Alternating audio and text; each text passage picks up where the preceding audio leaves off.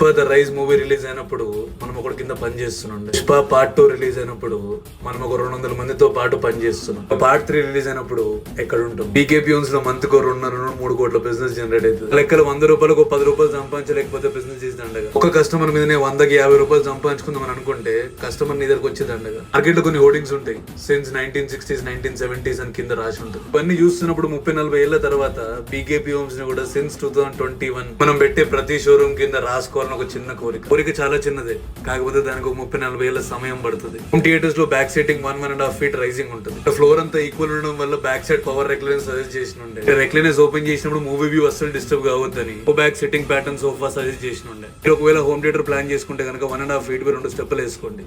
దాని వల్ల వచ్చే నష్టమేం లేదు, లాభమే. కేపీ హోమ్స్ వరకు మీ ఇంటి మెజర్మెంట్ తీసుకుని రండి. టీమ్ స్మైల్ తోని పేషెన్స్ తోని 100% మంచి సజెషన్స్ ఇస్తారు. దాంతో పాటు కొటేషన్స్ కూడా ఇస్తారు. నచ్చితే ఇక్కడ తీసుకోండి, లేదంటే మీకు నచ్చిన దగ్గర తీసుకోండి.